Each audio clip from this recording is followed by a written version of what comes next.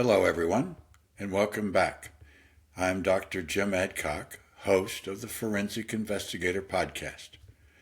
In previous episodes, we've spent time digging into different aspects of the forensic investigation process, with a primary focus on homicide cases.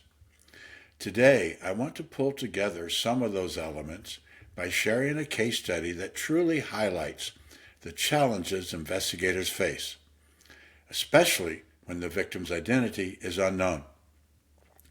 In a previous episode on victimology, I provided a well-known phrase: to know your victim is to know your offender.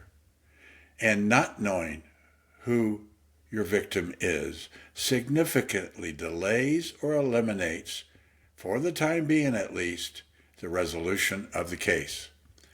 This particular case took over 40 years, and as you will see, the story has what I characterize as a bittersweet ending. In July of 1974, the remains of a woman were discovered in the dunes near Provincetown, Massachusetts.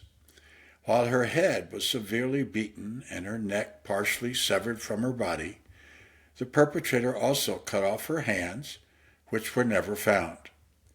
For decades, no one knew who she was. And as an investigator, when you don't know the victim, it makes answering the most important questions of what happened, how it happened, who did it, and why much more difficult, if not impossible. The victim of this horrific murder became known to the public as the Lady of the Dunes. And I'm pleased to tell you that the detectives who investigated this case are here with me today. They're going to take us back to the very beginning and walk us through the investigation as it unfolded. That will encompass all the frustrations they felt, including the good, the bad, and the ugly. Now to my guests with their short biographicals to give you an idea as to who they are and where they're coming from. Chief Tobias. Warren Tobias is the retired interim chief of police for Provincetown, Massachusetts. He was a rookie patrol officer in the summer of 1974 when the unidentified victim was discovered on July 26 in the dunes of Provincetown. Tobias later rose to the rank of detective and assumed command of the investigation in 1989. He introduced DNA technology to the case, and in the early 1990s worked with a renowned geneticist, Dr. Bruce Jackson, to develop a mitochondrial DNA profile for the victim. That profile helped exclude multiple potential matches. Tobias continued investigating the case for 20 years, until his retirement as interim chief in 2009. The next person is the Detective Meredith Lober, who is retired supervisor of the Provincetown Police Department Detective Division. She was the lead investigator. In 1974 cold case homicide known as Lady of the Dunes, she worked from 2011 until her work led her to the victim's identification in 2022. Originally from Dorchester, Mass., Meredith was formerly a trial lawyer, primarily in Boston, where she represented indigent people charged with the most serious felony offenses in Massachusetts, including homicide. She, along with Chief Tobias, are featured in the Oxygen documentary, Lady of the Dunes, Hunting the Cape Cod Killer, which is currently available on Peacock, Prime, and Apple TV, as well as other streaming platforms. This documentary is a must-see for everyone. As you listen to this podcast and the accounting of the events relating to the murder investigation of the Lady of the Dunes, keep in mind that their experiences and frustrations accurately reflect the obstacles they faced throughout the investigation. But they never gave up. So let's start with Chief Tobias and his rendition of how this all started. Chief, talk to us a little bit about what happened. So, like you said, July 1974, her body was found in the dunes. It was a young girl walking her dog through the dunes that found her. The dunes area is National Seashore, so it's federal property. At the time, Chief James J. Meads, who was my chief, was in charge of the case at that time. And even though in Massachusetts, homicides are handled by the district attorney's office and the state police, by their investigators, Chief Meads retained the case and stubbornly pursued this case up until 1989. Now, he had put 15 years into this case. He had run down all kinds of leads. Everything from Whitey Bulger, Hell's Angels, motorcycle gangs, anything and everything that psychics could tell him, and he just kept coming to dead ends. So I got promoted to detective, excuse me, in 1987. And in 1989, I got up the nerve to ask him if I could take over the case because it's just so interesting. He allowed me to take over the case. And at that time, the case folder was probably 2 feet thick. And I would spend nights in my office reading that case over and over and over, hoping for something to jump out. Obviously, it never did. So at that point, DNA technology was in its infancy, and I wanted to pursue that. So with Chief Meads' guidance, we sent samples from the Lady of the Dunes through the DA's office to Cellmark. I think at that point in time, they might have been the only DNA company. They were unable to get any results. I hate to say it, but the Lady of the Dunes skull used to rest on Chief Meads' desk. And I think just from exposure, they weren't able to get any results. So at that time, I think the cost was like $1,500 or $1,600 for the testing. The DA's office said they weren't going to pay anymore after that because they got no results for their money. Mary Richardson, who was a Boston TV reporter, had a weekly show called Chronicle, took an interest in the case, and we did 4 or 5 episodes on Chronicle. And my point of view was the more publicity this case could get, the better, to get the word out there. Because in my mind, I'm figuring some family somewhere is missing, this woman. So I wanted all the publicity I could get. So did 4 or 5 episodes with Mary, and she put me in touch with Dr. Bruce Jackson. He is, I think, still probably, even though he's passed away, was the leading genetic researcher in the country, if not the world. I know that he worked on identifying American soldiers, bodies brought back from Vietnam 20, 30 years later. At any rate, and Dr. Jackson volunteered all of his services to me at that time to do any testing from any potential family members that we could come up with. That guy was just instrumental in this case. So as time went by, leads would come in. There was one, I don't know if you want me to go into stories as a result of this. I always thought, for a long time, I thought that the Lady in the Dunes was a woman named Rory Jean Kessinger. Her profile fit, her physical attributes fit, her disappearance fit the timeline. She was involved in running guns and drugs, and I always thought that the reason the perpetrator took her hands was to be able to conceal her identity from her fingerprints. So that kind of made me think, okay, who got fingerprinted back then in the 70s? And basically, U.S. government employees, military, and criminals. So thinking that, Gene Kessinger fit one of those profiles as a criminal, that would be a good reason to take the hands. She ended up being arrested in Pembroke, Mass., incarcerated in the Plymouth House of Correction. She escaped from the Plymouth House of Correction, never to be heard from again. So she was a pretty good lead. And I worked on that for I don't know how many years, trying to find her, identify her. Eventually, I found her mother living in another part of the country. And I was able to get a DNA swab from the state police out there, transported to the state police here, and then to Dr. Jackson.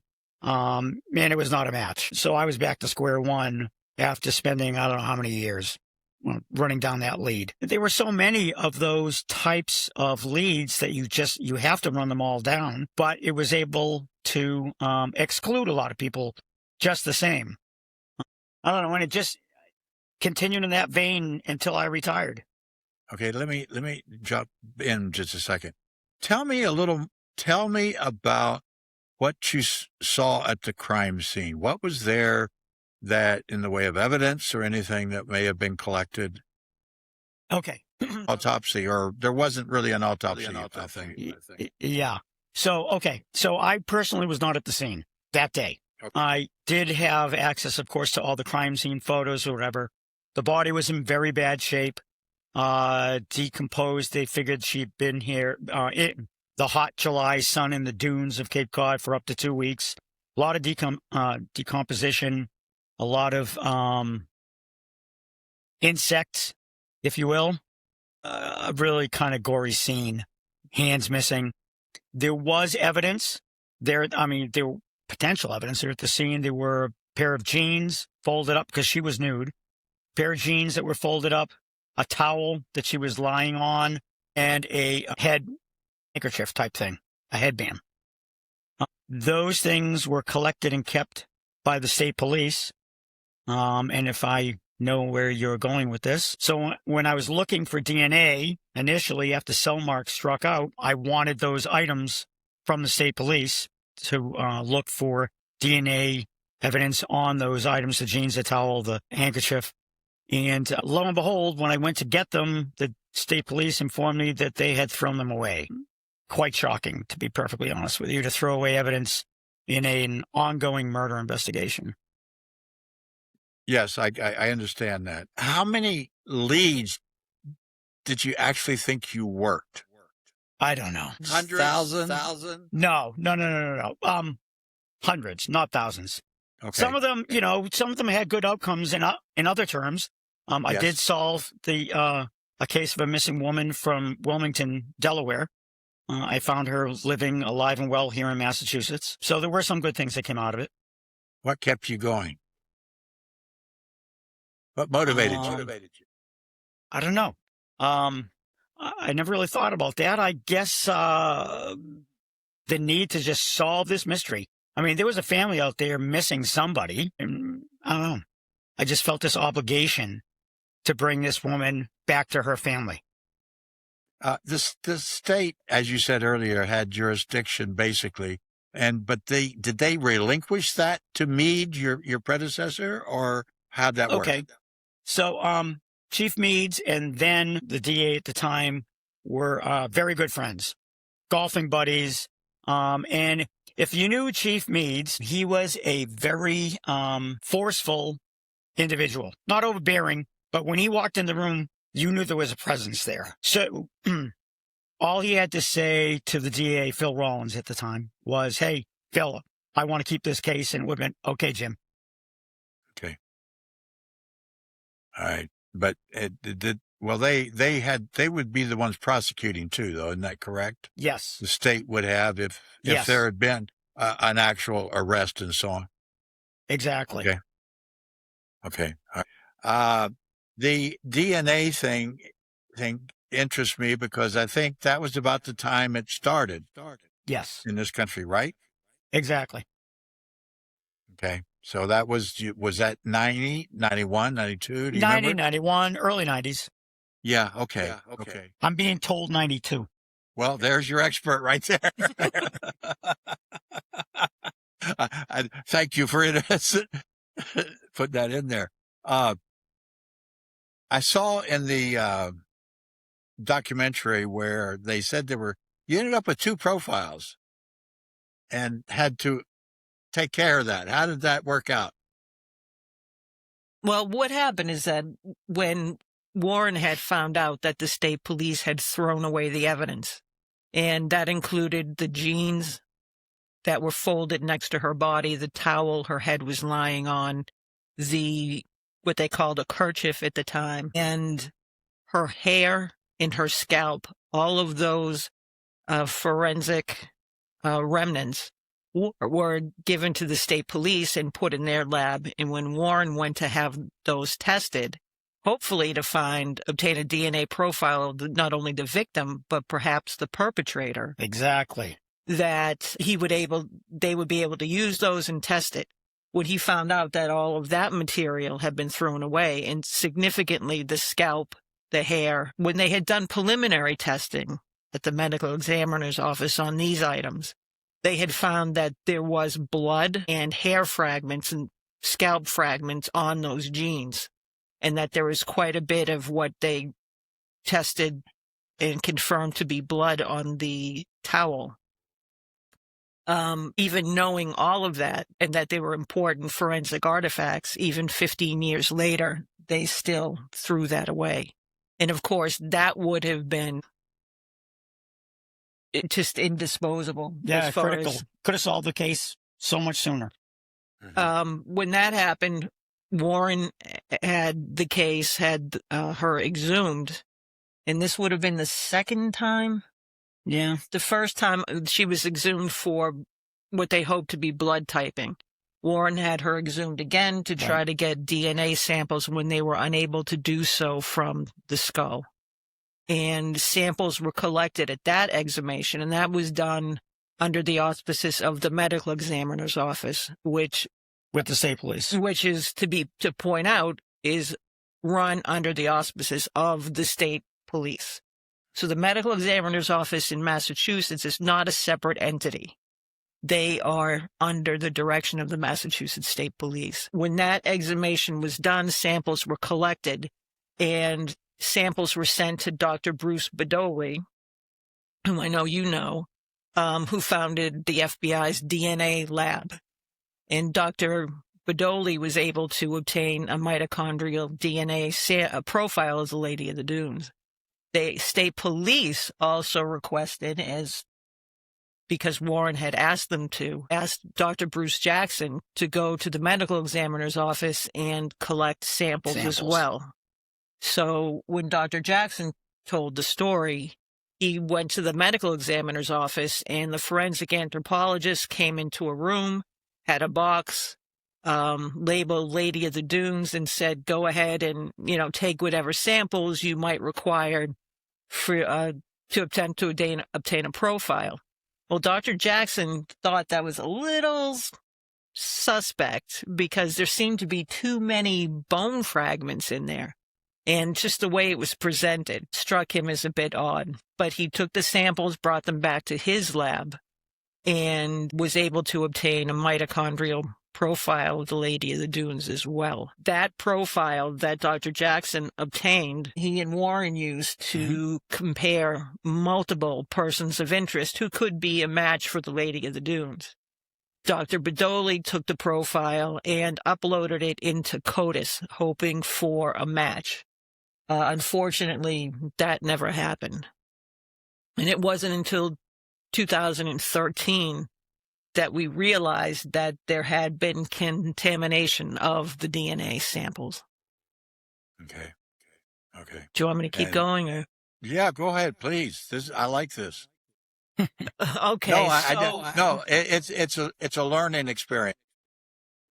So I was new to the case at this point. Warren had retired, and I was extremely fortunate that he had shared his information with me. Plus, I had the case file that had his voluminous work in there.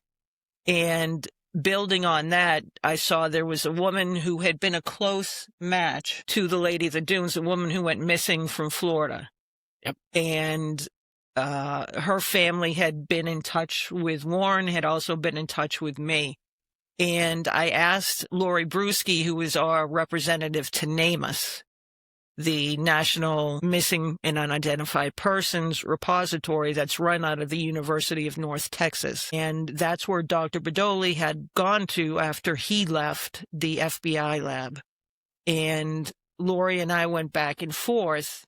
I sent her the mitochondrial profile that Dr. Jackson had obtained for the Lady of the Dunes. And she went and also checked, and this was of her own volition, the DNA profile that Dr. Bedoli had obtained. Now, keep in mind that these two samples were presumably from the same body of the Lady of the Dunes, were presumably from the same exhumation that Warren had done. What we found out happened is that their contamination had occurred at the medical examiner's office. Again, run under the auspices of the state police. So we, at that point, did not know if we had an accurate DNA profile at all, or if Dr. Bedoli's profile was accurate, or if Dr. Jackson's was accurate. And bear in mind that Dr. Jackson's profile had been used to make exclusions from all of the people that Warren had brought to light that said these could be matches and had obtained DNA profiles for. And, of course, Dr. Bedoli's profile had been uploaded into CODIS. So this was, again, this is madness, what has gone on in this case. The state police have thrown away all the evidence. That's our prime source of forensic analysis. They have now contaminated the samples that they obtained from the Lady of the Dunes, from the exhumation. And at that point, I sat down with my chief and the lieutenant at the time and said, hey, we've got to do something about this. We don't have a DNA profile. We don't know what's happened. Everything's been contaminated yet again. And at that point, we worked with Dr. Jackson to do a DNA profile that was done by his team, have the evidence go directly from the body of the Lady of the Dunes to Dr. Jackson's lab. Right. Another exhumation, right? Another exhumation. And we did that in 2013. And I think we discussed this, Jim, I think at length, because you were consulting on the case at the time, was that would be the most direct way to get this evidence and make sure we had a clean chain of evidence and that we limited the possibility of contamination here. Yes, absolutely. What about the teeth? I know there was a lot of dental work. Yep. And I talk a little bit about that. And did that ever get resolved as to where that was done or how? So from the beginning, she had at that time, like, I don't know, it was $6,000 or $8,000 worth of gold dental work. It was done in what's called the New York style of dentistry. That doesn't mean her dentist did the work in New York. I mean, a dentist could go to school in New York and then move to California, so there was no tying any location to that information. But she had a lot of teeth, a lot of gold teeth, rather. And I know the Chief Meads tried to run that down through the American Dental Association, that her records were sent out through the Dental Association, but never got a response from anybody. Okay. That's a lot of money. Oh, absolutely. Oh, absolutely. Yeah. It's a lot of money now, never mind. It's, well, today that'd be probably $20,000 or $30,000. Sure, easily. And they ended up losing a lot of those teeth as well. When the medical examiner's office took the skull, a lot of those teeth went missing, unfortunately. Well, okay. There could be a lot of reasons for that, but I don't think we need to do that. You found her son, or the son came about? Wasn't that through one of the DNA companies that how he came up? That was through the genetic genealogy. There we go. That was done when we brought the FBI into the case. Okay. And Dr. Jackson and I had actually started attempting to do genetic genealogy before anyone else had in forensic investigations in 2015. I said, why don't we use this Ancestry and 23andMe? If she has a family member, maybe we can we get a DNA sample from her and put it in a form that we could send it to Ancestry and see if we get a hit for her of a familial match. And we had started doing that. We actually sent a sample into Ancestry, and he did that from the samples that he had from our 2013 exhumation and started wanting to do a fairly dilute sample so it didn't come across as having so much DNA. And that was sent in, and it was an insufficient quantity. And I had gone up to his office and brought another DNA kit to him because we were going to submit the samples under my name. And unfortunately, he passed away before we could submit that second sample. And I'd say unfortunately because I think with that second sample, we would have had a hit. Might have done it. Because her family, she had a niece that had always looked for her since she disappeared in 1974. And as soon as these DNA databases came about, had it entered her DNA into Ancestry as well as those of, she had other family members put them in as well. Mm-hmm. So they had been in there. As you look back,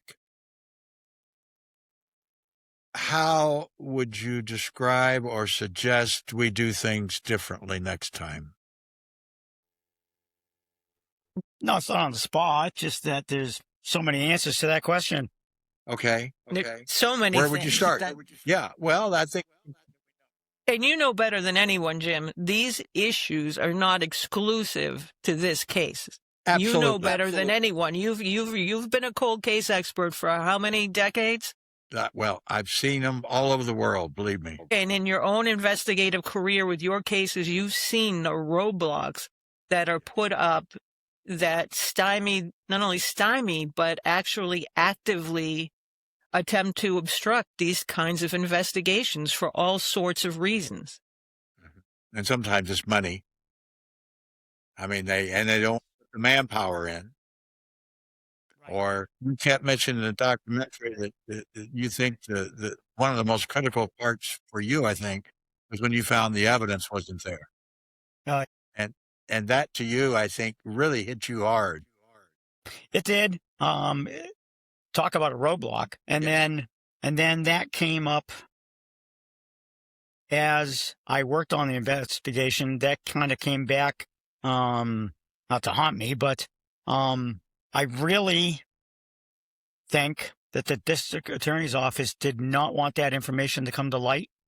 True. I mean, that would have been egg on their face for sure, publicly. I know at one time, one of the state troopers from the CPAC, the Crime Prevention and Control Unit, came down to see me and asked if I could make a copy of the case file for the district attorney's office.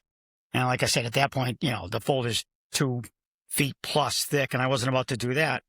So I told him, I made the offer. I said, listen, you can take the case file back with you. You can make the copy and then return it to me. So that was the agreement. So, I don't know, a week or two goes by. I still don't have my case folder back. So I called up and said, hey, what's going on? And we're working on it. Okay. Another couple of weeks go by. I call up. I'm like, listen, where's my case folder? Now I'm getting a little nervous. So this particular trooper said to me, I'll be down Friday to see you. I'm like, okay. So Friday evening, he shows up in my office, no case folder, and tells me that the district attorney told him not to return the case file to me. Right. Because, as I said earlier, one of my main thrusts here was publicity. I thought that the more publicity, the better. Was somebody to see this missing person is to say, oh, that's my Aunt Betty or whatever. Okay. So I told the trooper, I said, listen, when you go back, you tell the district attorney that I said, if I don't have that case folder back on my desk Monday morning, I'm going to the press. Monday, I had the case folder back. Okay. So, roadblocks. That was, Yes. one example of the obstruction that was put in the way by the district attorney's office. There were so many examples of this. And not only did they attempt to obstruct our investigation, they continued and tried to obstruct the FBI's investigation as well when we brought the FBI into the case. And the FBI was flabbergasted. And I had to explain this has been going on since, during most of the pendency of the case, which included wanting all of the genetic material they had given Dr. Jackson back because they did not want any testing or any further investigation happening with the case. They had thrown their entire case file away. Detective Lieutenant Coughlin with the Massachusetts State Police, who had been involved in the case since the beginning with Chief Meads, had 3 file cabinets filled with information on the case. That disappeared as well. Every time, I know Warren gave them the case file once. I know I gave them the case file at least twice. It had kept disappearing, as well as the physical evidence. The DA did not want her composite released. That was the most accurate composite that had been done, that we were going to go nationally public with. That the family had actually said if they had seen that, they would have recognized her because the prior composite looked nothing like her. But this was a theme throughout this case about how, whether it's what Warren said, how they didn't want the bad publicity coming out about how bad this case had been handled, or because they didn't want the local police department following it. They didn't want them, the public, to know that the state police had just not followed up on this case and let it slip through the cracks, to the point of me being called in to the district attorney's office with his command staff from the state police, basically ordering me not to work on the case and to turn everything over to them. Tried every bit of obstruction they could to And let me point something out, too, please, if I may, along those lines. When I was working on the case, I had the full and complete support of my chief. She didn't experience that same from her chief.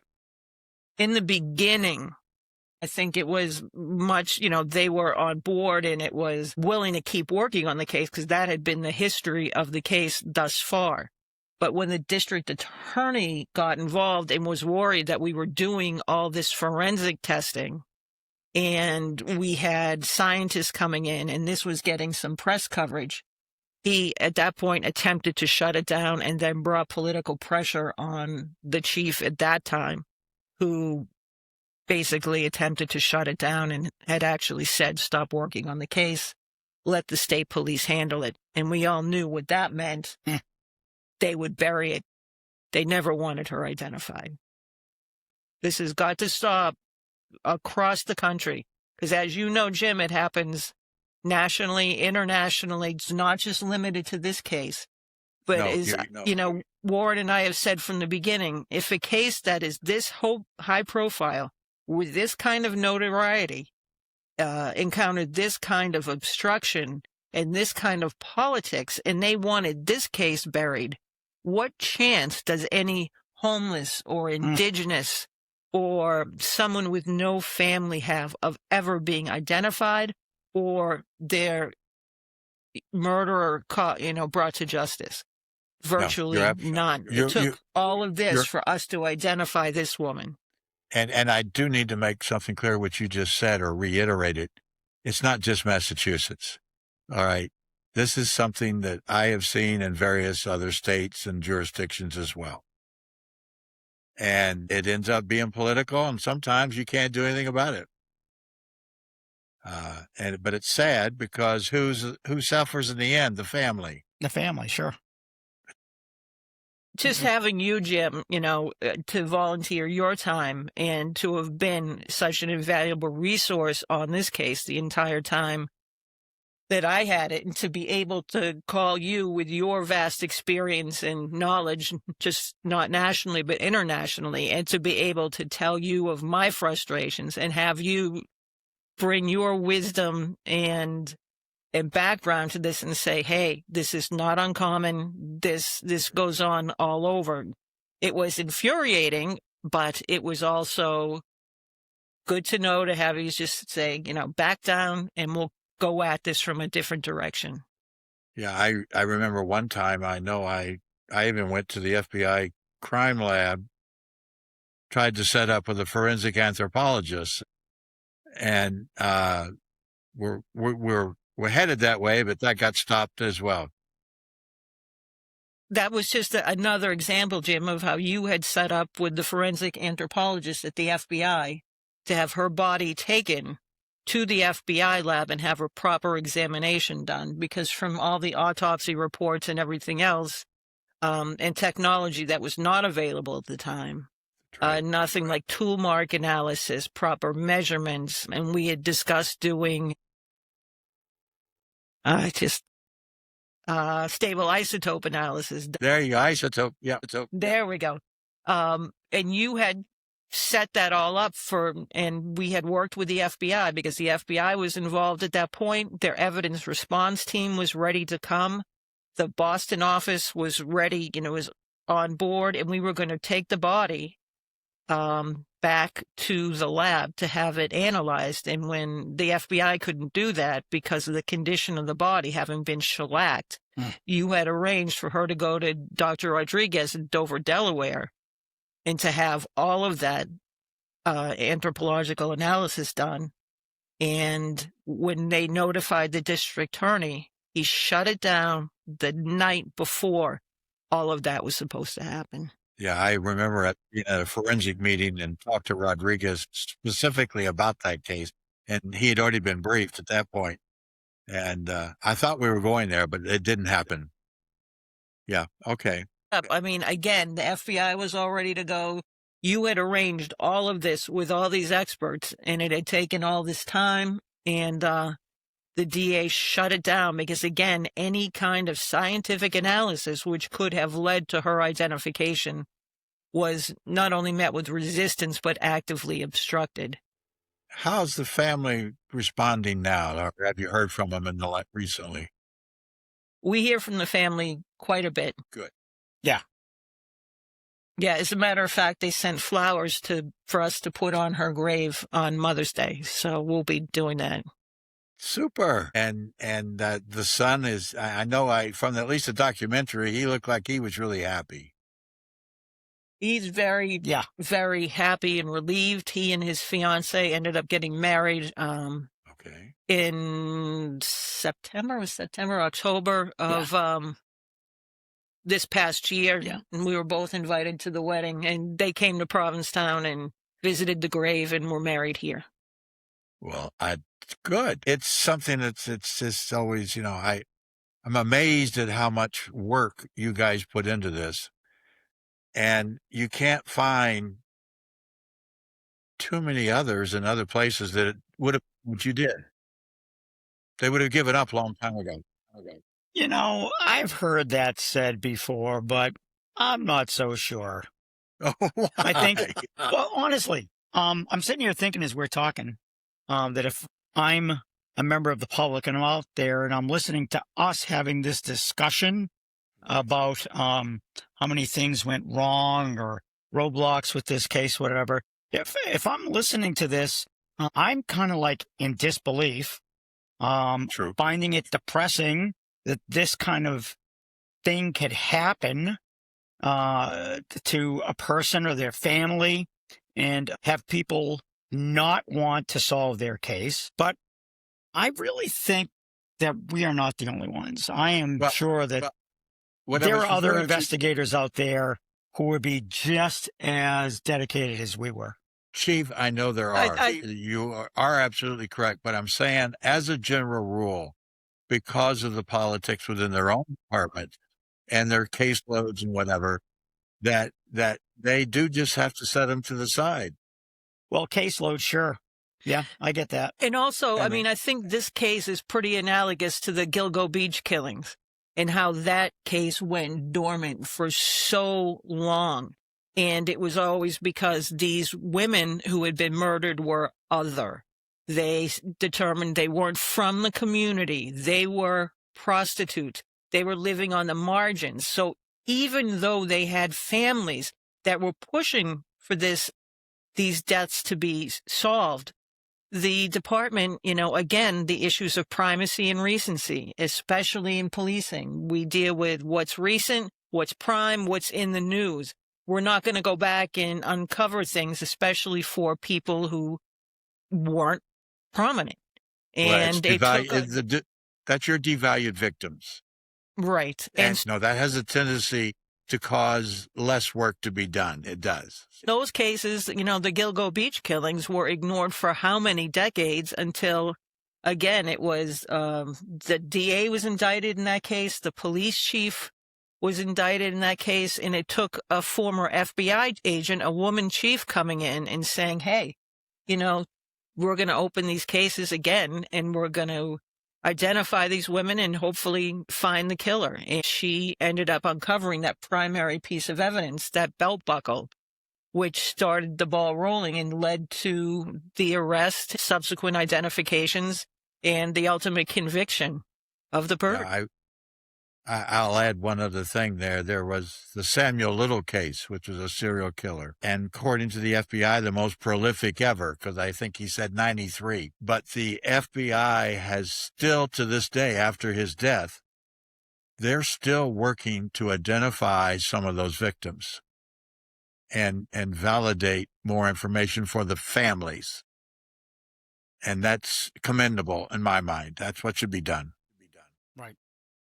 Absolutely. But I think law enforcement, unfortunately, as an institution, doesn't want any missteps in the investigation or any neglect or maybe allowing cases to languish to come up. So it's just easier to let them lie there and not stir the pot. Oh, it is. No, you're absolutely. It's a lot easier. It's a shame too, but there was something else that came out that I read today that the FBI, or actually the Bureau of Indian Affairs, has not been reporting crime data to the UCR for years. So all those cases the feds were working are not even encompassed in the UCR or NIBRS as it is today. And one of the things that came out of it that struck me was that the Bureau of Indian Affairs, over a 10-year period, I think it was, it only solved 40% or something like that of the cases, the murders. That's not good because 60% is the norm in the country. And, again, this issue that's finally starting to receive some publicity of the missing indigenous women from these areas. Yeah. And there was some money for that, but that's also died off now. But you're absolutely correct. Correct on that. All right, guys. Anything else you'd like to add or contribute? I could sit here for hours and tell you stories. Yeah, I know you could, but we haven't got out. Killer case. Oh, I know. Yeah. I hope you write a book. I was in that process with a writer, but he passed away a couple of years ago, unfortunately. Just write it down. Yeah. When you're writing, you got to be like painting a picture with words. You let somebody else do that part. And with AI today, believe me, you could put something together, and your experiences are more than worth hearing about again and again. I've always thought that this story would be a good Summer Beach Reed. Good. Just not lying in the dunes. No, just what? Not lying in the dunes. Oh yeah, Just at the beach, not in the dunes. Yeah, not in the Well, dunes. you went out to that spot, Jim. Remember Yes, we went yes, out yes, there, yes. and Warren had the same reaction when he went out there, and I think everybody has. When you go out to that particular spot in the dunes, nothing grows there. Nothing grows there. To this day, and you will know you're there because the hair on the back of your neck will stand up. Yeah. We did some digging there actually at one point, and found we took a state police cadaver dog out there, and the dog was right on that spot. And then we dug there and found some 1960s and 70s dimes, quarters, nickels, like 6 inches under the ground or whatever. I mean, we knew, that was the spot. Yeah. But yeah, nothing grows there. Guys, I want to thank you. You have really, I'm very impressed with what you've done and what you've been managed to put up with, because I don't know if I could have. I would have been fired a long time ago. Well, you did vicariously, Jim. And a lot of your support and knowledge and everything else was a godsend to me. Well, I appreciate it. It was well intended, I can tell you. And if I can help somebody else, I'd do the same thing.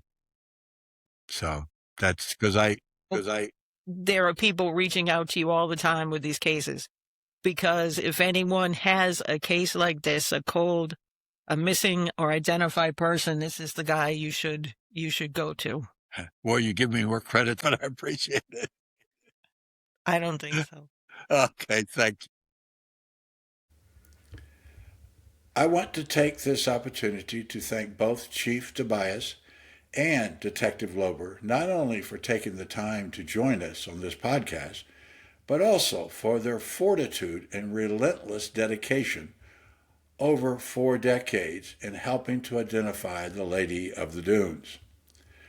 The late husband has now been named as the most likely perpetrator of this crime, and today the family has some measure of finality in knowing the circumstances surrounding the death of their loved one. While the purpose of a murder investigation is to hold someone criminally accountable, we must always keep the family at the center of our work.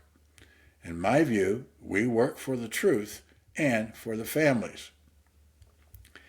Now, to take some takeaways from this session, let's look at a couple of things. As I'm sure you noticed, there were several obstacles, or as they called them, roadblocks, at various stages of this investigation. This is not unique to Massachusetts. I have seen similar obstacles in cases across the United States and even in other countries. Sadly, politics can play a role in the decision-making process, to the point of maybe improperly influencing or attempting to alter an outcome for political reasons. Plus, when mistakes are made, we, for the sake of the justice system, while maintaining respect for the surviving families, should own up to those misdeeds and push forward to gain the truth of the matter at hand. Now, no one wants to be embarrassed or found negligent because something that should have been done was not, or because an overt course of action was taken that proved wrong and detrimental to the investigation. But that is life, as we learn from our mistakes in hopes of not repeating them. We should not hide those mistakes, and we should take responsibility for those actions. With that, I'm not suggesting that these mistakes occur everywhere in every department or laboratory, because they do not. As usual, it is the actions of a few that spoil it for the rest. Every death investigation must stand on its own merits. That brings us back to the importance of a non-political, objective approach, one that remains focused on the justice system and on the families involved, and on doing the work right the first time, because we do not always get a second chance. But I can and will assure you that the far majority of police officers, detectives, and prosecutors in the USA are well-intended and ultimately do the right thing. And while the investigators may be limited by inadequate manpower, are underfunded to the point of not receiving sufficient specialty training, they still function exceptionally well in support of their communities. Lastly, I want to assure you that all comments and statements made by the participants of this podcast were made in good faith and accurately reflect each individual's experiences and perceptions. They are intended to educate the public about some of the nuances that exist in today's society regarding the complexities found when conducting a forensic investigation of a death case. I want to thank you for listening. Please join us for the next episode. And remember, if you have any questions about this podcast or of the forensic services that are mentioned, please email me at jma.forensicinvestigator@gmail.com or visit my website at www.jma4ensics.com. Have a good day, everyone. Goodbye, and thanks.